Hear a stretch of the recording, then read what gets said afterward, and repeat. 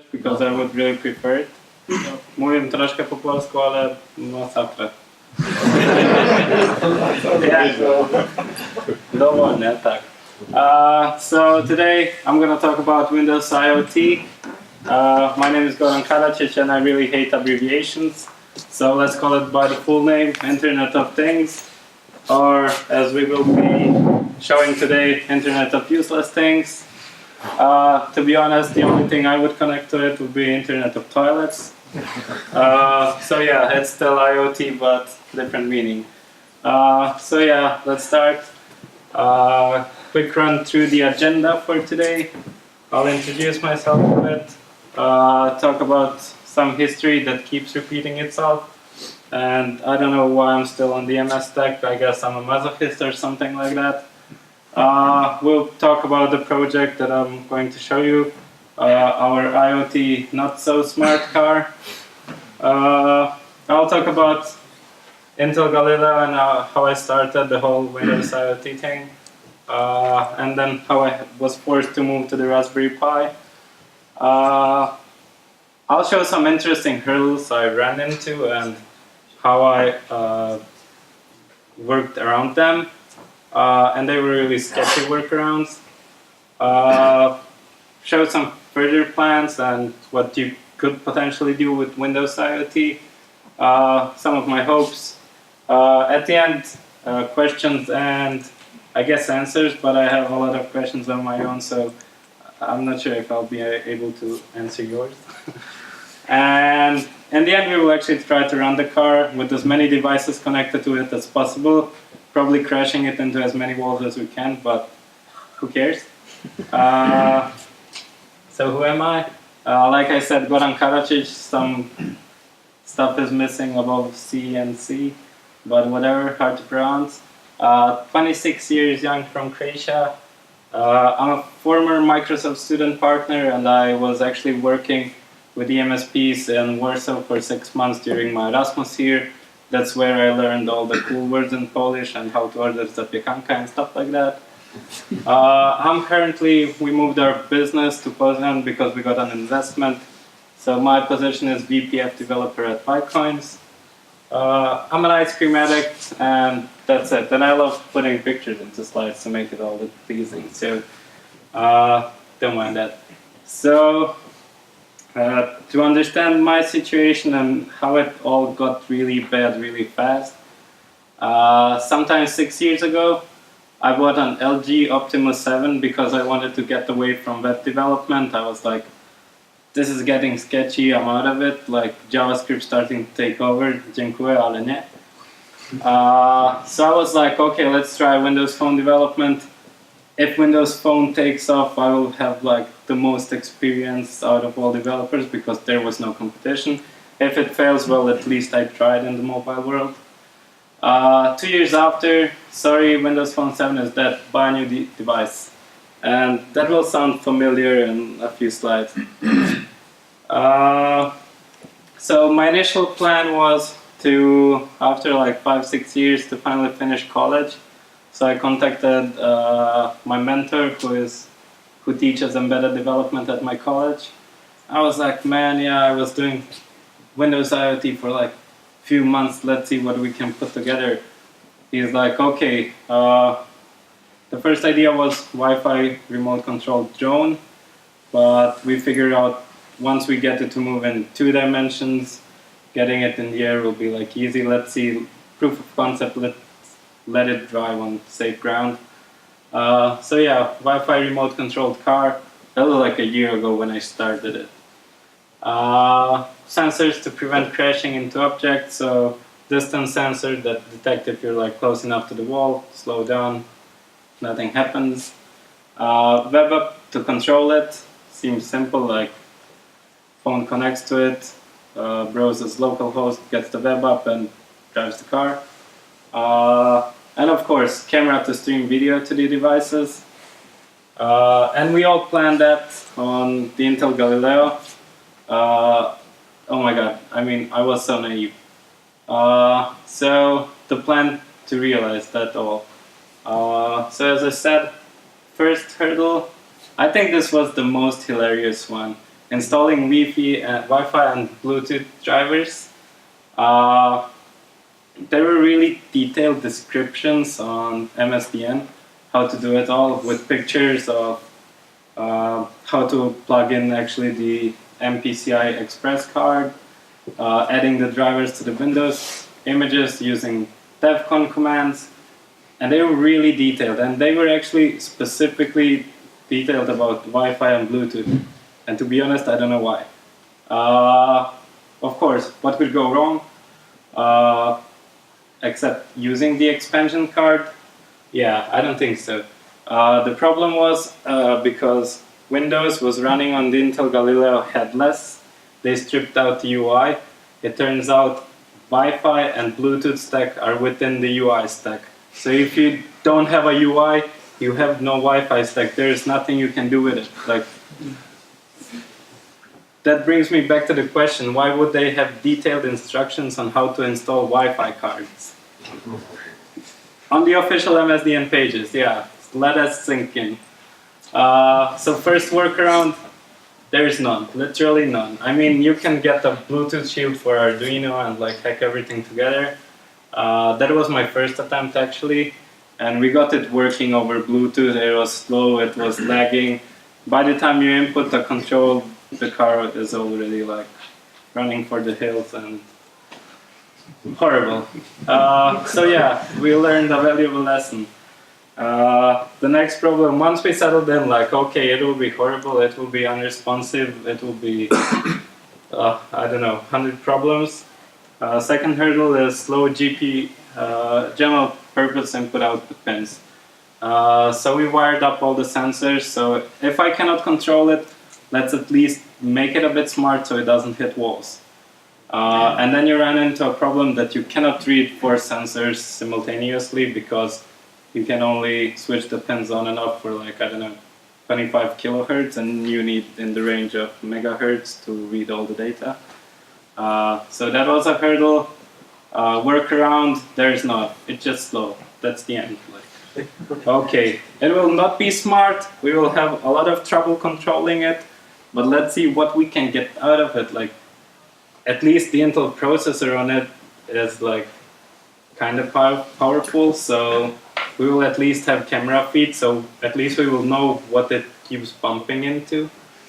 So yeah, third hurdle, no camera support. So not only will it be dumb, and it will be slow as fuck, but we will not see. If we lose it, it's gone. Like, say goodbye to it. First problem is actually getting drivers for any camera. Like, there was one unicorn that had support for Windows IoT, I don't know why. But once you install them, again, no UI stack, no way to accessing the camera feed, no nothing. And there was even one guy who wrote his own drivers for some sensor he bought, I don't know. And in the end he realized that the Intel processor on it could only output like 300 times 2200 resolution, 1 frame per second. So yeah, it's like you have your Nokia 3310 and you can like, yeah, send better pictures with it than with so yeah, that was really interesting. And actually, like, my final solution was really simple. I mean, I had 99 problems and they are Windows. But yeah, there was actually a really good solution. I told my mentor, yeah, I know, I got contacted by a company in Warsaw. I'm gone for 4 months here in February. So I left Zagreb, I postponed defending my final thesis for 4 months because on MSDN they kept saying like, solutions coming soon. And I believed them. So that was horrible, and then history kept repeating itself. So after Microsoft screwed me over with Windows Phone 7 and no updates, there was, so after buying an Intel Galileo, a few months later, sorry, no Galileo support is dead, moved to a new device. Sounded awfully familiar, and I couldn't believe it, but this is the official statement on the facts on MSDN. I took it really with class. I wasn't angry or anything. So what could I do? I bought a Raspberry Pi, of course. Fool and his money parted, I guess. So let's start with the Raspberry Pi 2. Let's see what's new. Support for Wi-Fi out of the box works really well, kinda. It seems faster, like a lot faster. That I don't know why. Lightning libraries for super fast GPIO performance. They're like lightning fast, super simple to set up, and that's when I thought about this. Like, yeah, and then you run into problems. So, first hurdle, lightning providers. I will show this one. We will try to install it live now, because this is a really interesting one. Like, the MSDN documentation is a bit confusing, so if you're gonna do this, let's at least like help you in this room to like get what they wanted to say. So their explanation is like, oh, it's simple, it's just a NuGet package. How complicated can it be? And a few simple manifest modifications you have to do by hand. Yeah, not so much. So let's show that first. So I should be now in duplicate mode if I'm not mistaken. Yeah, great. So this is it. So let's go to tools. Just to show you first. So lightning providers. Blah blah blah. Where is it? Okay. Get the NuGet package. Apply those two manually, and then you can basically.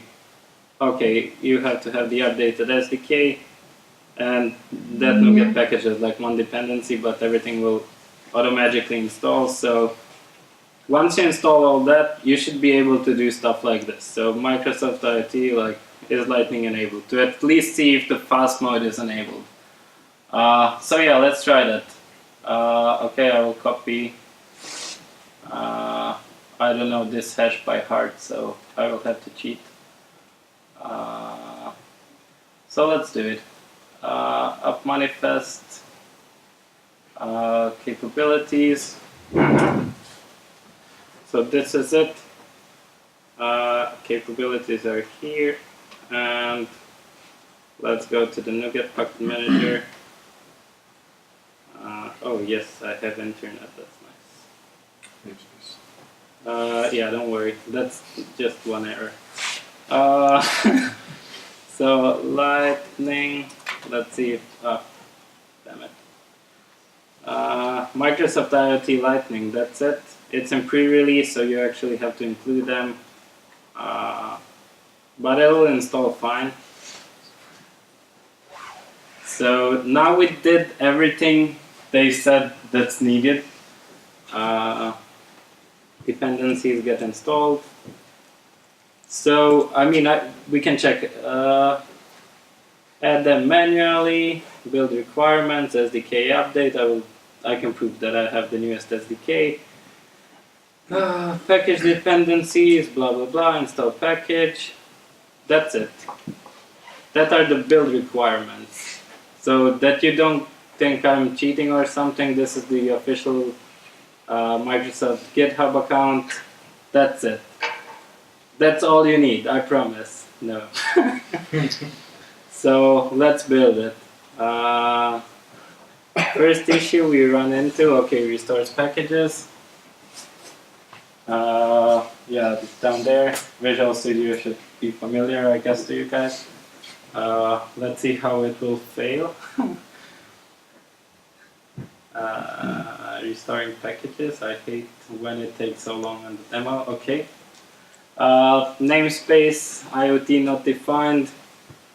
Malformed XML. So let's try to fix that.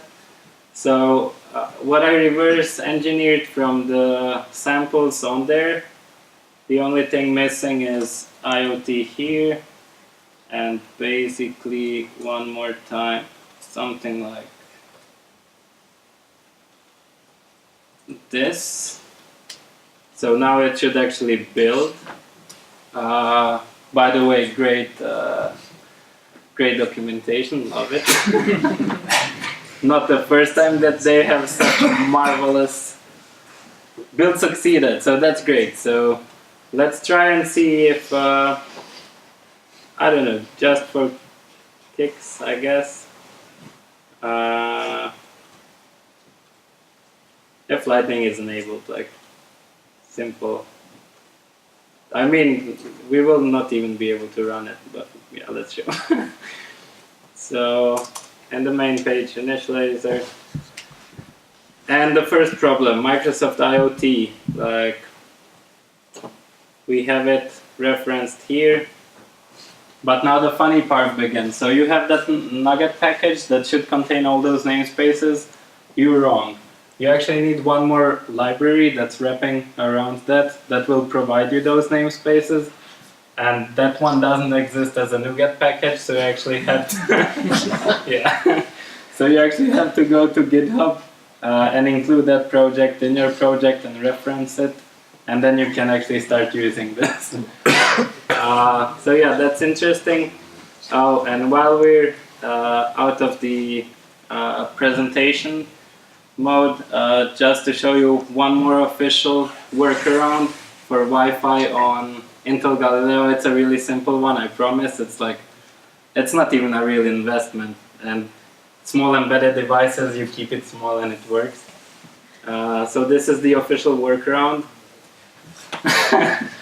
Set up a Wi-Fi to Ethernet adapter, really cheap. Embedded devices, you can plug and pray everywhere. It just works. That's official, I'm not kidding. So after you install the Wi-Fi card and Bluetooth card, just buy an Ethernet adapter.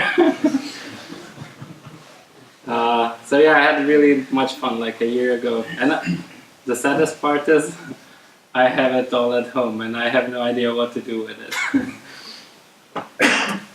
So let's continue the presentation.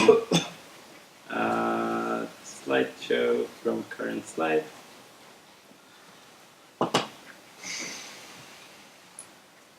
I mean, it's all fun and games when it's on slides, but when you're going through it for months, it's kind of sad. So, where were we? So yeah, after I figured out how to install Lightning packages and how to get super fast GPU performances, let's continue. Second hurdle, the scheduled tasks fiasco. With the previous build, the current Insider preview build doesn't have this problem, but the official build has it. And it's a really fun problem, and there's a really hacky workaround, I guess. So the problems are scheduled tasks. Has anyone used PowerShell to schedule tasks on startup or like once a day or something? On Windows they work, like really reliable. And I thought the same would be on Windows IoT, but for some reason they fail to run on startup, but not always, sometimes. So you have like, at the beginning when I started the investigation and testing, I had a success rate of like 35%. So I kept turning on and off the car until it eventually shows that it created the hotspot at startup with the schedule task. And I was like, shit, there must be a smarter way, like how to get it more successful. So after desperately trying everything, I reached out to Microsoft and on the MSDN forums asked. And they said, workaround? Like, dude, yeah, we know there's a problem, solution is coming soon. But at the moment, try to run it as system. It gives better chances. It increases the chances of running. So I actually measured it. I did like 100 run startups of the car, and it went from like 35% to 60%. So it was an increase. So what was my solution in the end? I made chained scheduled tasks. So I did one at startup, then one at startup after 10 seconds. Then one after 20 seconds, and I had scheduled tasks for a minute after startup. They were all doing the same thing. And if you do some maths, if you chain 7 of them in a row, you have like a 5% failure chance.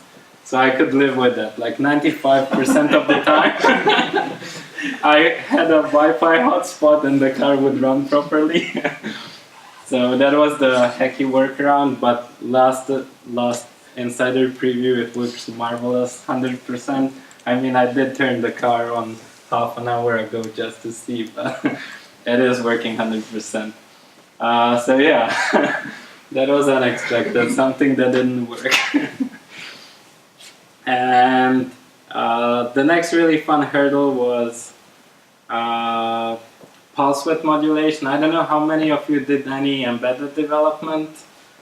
So pulse width modulation is a technique that you use to get different outputs, different signal strength with digital pins. So basically, on the GPIO pins, you can either get an on or off state. But if you switch them fast enough on and off, with some, how are they called, capacitors, you can flatten it out and you can get values that are in between. So if on is 5 volts and off is 0, if you toggle them 50-50, like 10 milliseconds it's on, 10 milliseconds it's off. After you flatten it out, you get like 2.5 volts. And we need that to be able to control how fast the car is going, because otherwise it would be full throttle or no. So actually, Raspberry Pi has built-in PWM support. You just give it how fast you want it to toggle, and the distance between on and off, so the percentages of on state and off state. Built-in hardware works marvelously on Linux. On Windows, PWM assumes external hardware. So it actually thinks that you will plug in an extra piece of hardware that will communicate over SPI and provide the functionality that's actually built in. I don't know why. That is also like really weird. So yeah, my comments are, come on, there's a built-in PWM controller. But I mean, why use it? Of course, there is also Wi-Fi on the Galileo, but why use it? Don't be so cheap. Attach an external board, we've seen that already. Kind of sad. But then again, I really love learning from my mistakes. So the workaround, this time I actually didn't want to buy external hardware. So I made my own workaround, because we learned so far that we can toggle GPIO pins really fast, like lightning fast. That's like 20 megahertz. That's more than you need to drive any motor. So what I did, just let it open. Yeah, limitations of .NET. So you actually need more than 20 kilohertz, 20 kilohertz frequency to drive PWM like really steadily. And who knows what's the lowest limit of thread sleep? 1 millisecond. Yeah, so that's like a kilohertz. So how do you go below that? Something like this.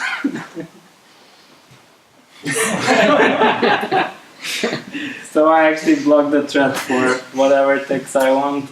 Once you convert that into the frequency of the processor and everything, with this work, you get around, we measure, I actually put it on an oscilloscope, and you get around 2 megahertz. That's way above 1 kilohertz that you could go with thread sleep. So another sketchy workaround, but we will show it works.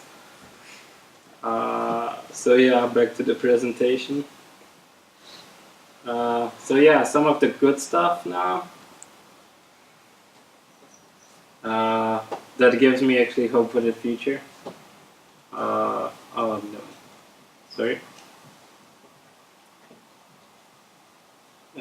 Start from this slide.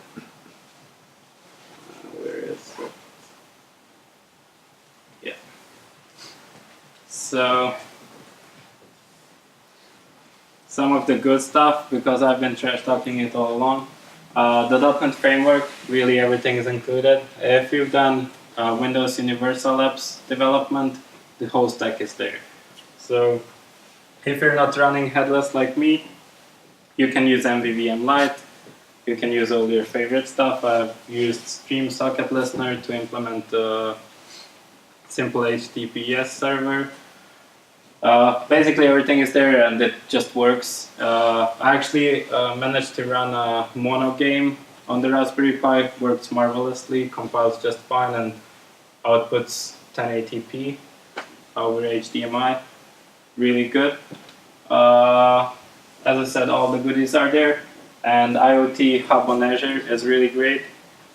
We actually used it for one project where we are gathering data from sensors from a huge farm, and we are measuring moisture of the ground.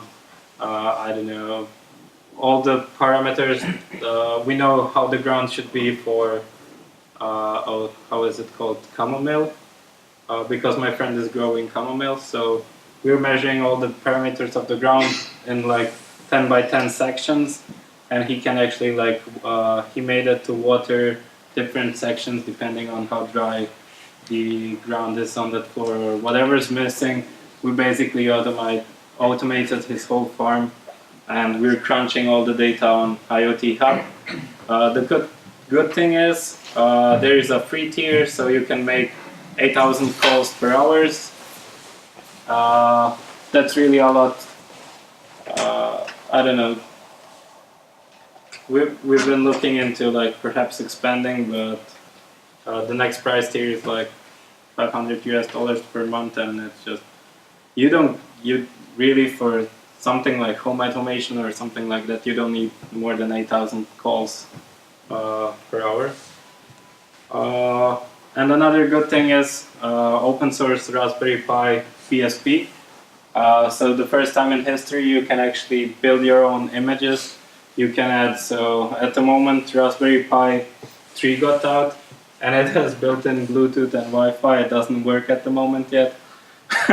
But since it's open source, I guess someone from the community will hack the drivers and create a working image if it doesn't come soon. So now to show the web app that will be driving the car. I mean, there's a reason I quit web development like 6 years ago. That's because I love good UI and good UX, and I really enjoy writing XAML. Love it, I do it daily. So yeah, don't make me do this again, because so for this project I actually went over my worst fears and I wrote a web application to control the car. Turned out really well. So I will connect to the car so we can see the connection. And we will measure some stuff to show that it's actually really responsive, and it even works in Internet Explorer. Smart car. So this is the marvelous UI if I connect it now. Oh, and now the demo. Oh yeah. So that's the marvelous app. So you have your steering area here. It depends.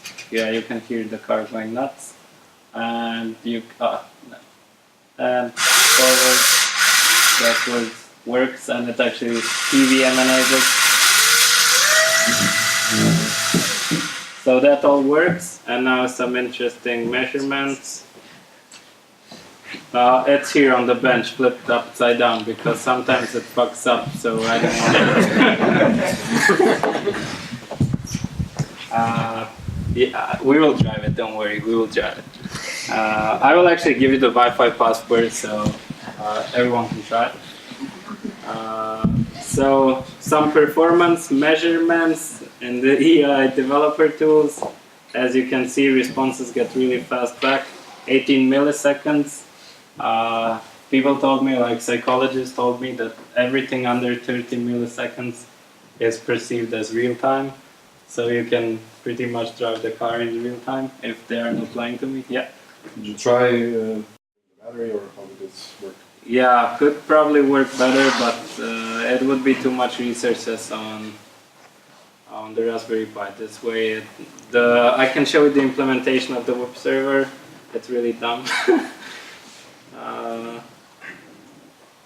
So my simple server basically listens. We give it the port it will listen to. There's one scenario. This is boilerplate code. Output. So if it gets a GET request, we serve the index HTML, and if we get a post, we just set speed and direction and respond with OK. That's really the lowest you can go on resources, because I guess WebSocket will. I mean, I did testing and it drains the battery and keeps one core occupied non-stop. So that was the reason behind going away like this. So where were we? Oh, good, yeah. So final words. And my wishful thinking for improving it. The car has no stop and go sensors at the moment, for obvious reasons, because the thing is glued together and I'm afraid of it falling apart completely.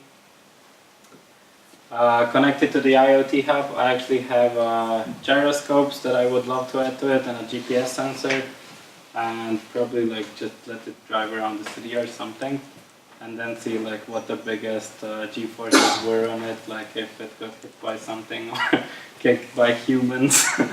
And of course add a camera, so it would be really cool to actually be able to remotely control it from literally anywhere. With any device. That's at the moment work in progress when I catch some time. And for the official part, that's it, and thank you. And if someone wants, I will write down the Wi-Fi password and over which IP you can access the car, so you can actually try to drive it around. Yeah, thank you.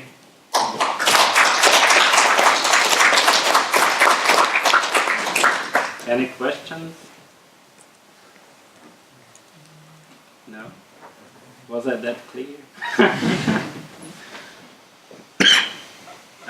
So yeah, if you want to show like how the car drives. Yeah, around. definitely.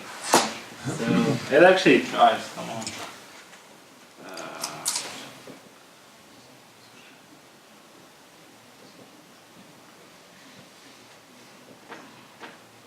So.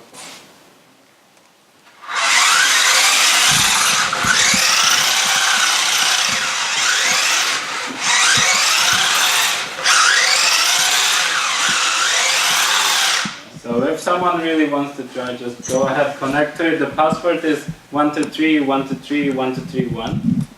Really no security. So it's there is a smart car, something like that, the Wi-Fi.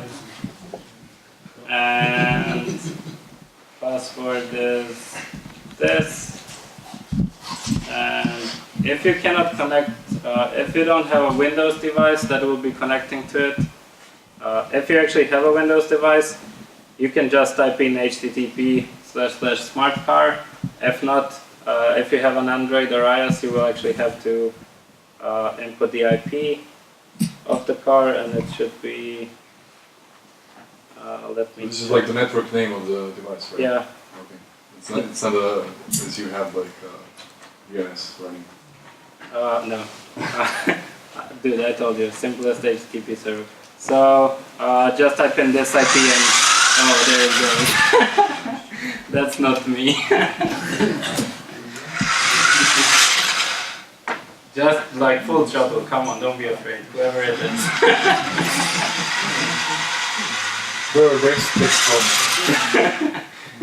Oh come on, I will intervene. Don't worry, it flew downstairs, like, don't worry. A wall is nothing for it.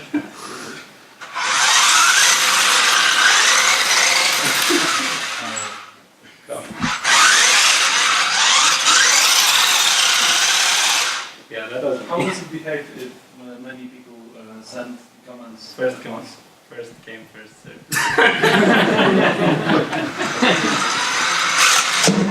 Yeah. Any other questions? Oh yeah, if someone wonders, the Intel Galileo is actually... Yeah, that was good.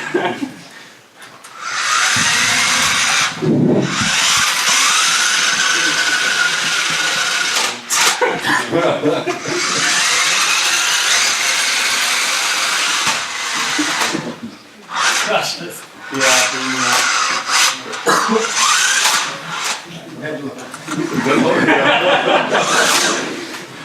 Come on, parking skills.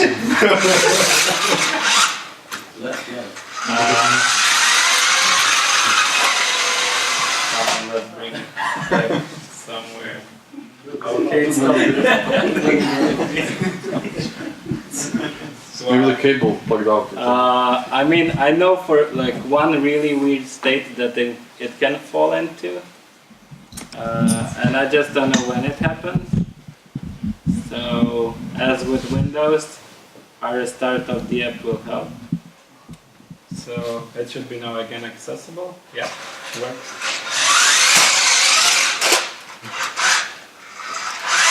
Who's fighting with me? Yeah, there you go.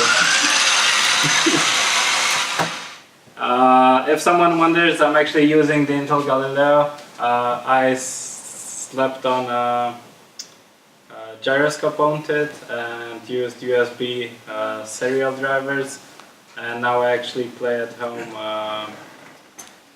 If someone played America's Army, first-person shooter, so I'm actually like using it like by hand. When I'm moving the hand, the cursor moves. So it's not completely useless, but the thing is really slow and no support. That's dead in the water. So if someone wants to tinker, I'm either suggesting Raspberry Pi or the main board, Dragon board for 110. That's also officially supported, and new stuff is coming out. So. And if you got any questions, I did really like, for the last year and a half, I did play with Arduinos, with the Intel Galileo, with everything on 3 different platforms. So if you have any questions, feel free to like shout on Twitter or something. I can share that as well. So.